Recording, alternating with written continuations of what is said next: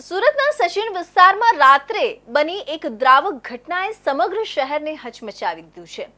બે શખ્સોએ મોટરસાયકલને કારથી ટક્કર મારતા એક યુવાનનું સ્થળ પર જ કરુણ મોત નીપજ્યું છે। ચોંકાવનારી બાબત એ છે કે આરોપીઓએ ફોર વ્હીલ ગાડીનો ઉપયોગ કરી યુવકને ઘસેડ્યો હતો અને ઘાતક ઇરાદા સાથે ચપ્પુ વડે બીજી વ્યક્તિને પણ ઈજા પહોંચાડી હતી।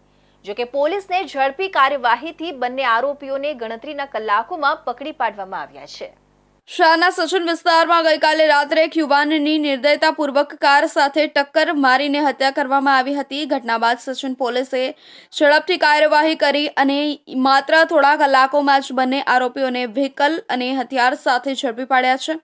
ફરિયાદી રવિન્દ્ર ઉર્ફે સુભાષ સિરસાટે પોલીસે નોંધાવેલા કહેવા મુજબ તેઓ પવન રાધેશ્યામ ચૌહાણ સાથે યામાહા સ્પોર્ટ્સ મોટરસાયકલ પર સચિન ટાવરથી પાંડેસરા તરફ જઈ રહ્યા હતા ત્યારે એક સફેદ કલરની ફોર વ્હીલ તેઓને રસ્તા પર રોકી ધમકી આપી અને કારથી ટક્કર મારી દીધી હતી।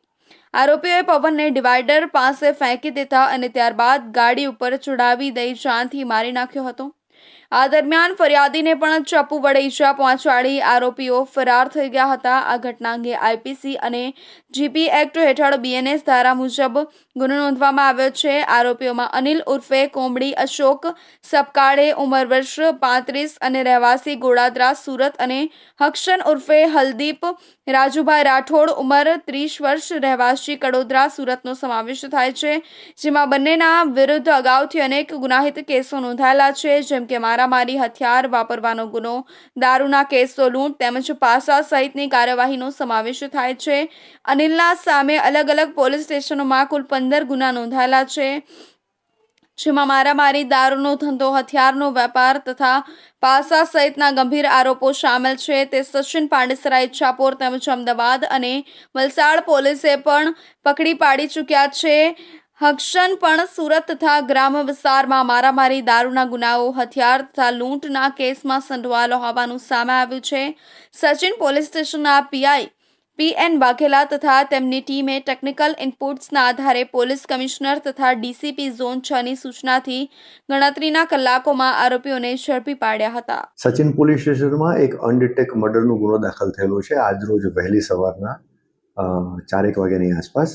આ ગુનાની ટૂંક વિગત એવી છે કે ગઈકાલ રાત્રે એ ફોર વ્હીલ વાહનમાં એનો જે ચાલક છે એ અને એની સાથે એક અન્ય ઇસમ બેઠેલો છે, એણે ગ્લાસ ઉતારી અને ડ્રાઈવરની બાજુમાં જે વ્યક્તિ બેઠેલો છે એણે આ મોટરસાયકલ ઉપર જતા બંનેને જાનથી મારી નાખવાની ધમકી આપી અને ગાળો બોલે છે અને છરી બતાવે છે। આ ઘટના સ્પષ્ટ રીતે દર્શાવે છે કે સડક અકસ્માતની આડમાં અનેકવાર પૂર્વ નિયોજિત હત્યાના પ્રયાસો છુપાયેલા હોય છે। આરોપીઓના અંધાધૂંધ ગુનાહિત ઇતિહાસ હોવા છતાં તેઓ ખુલ્લેઆમ ફરતા હોવા એ પણ મોટા પ્રશ્નો ઊભા કરે છે। હવે જોવાનું એ છે કે આ કેસમાં કાયદાકીય કાર્યવાહી કેટલી ઝડપથી આગળ વધે છે અને ન્યાય કેટલો મજબૂત સાબિત થાય છે।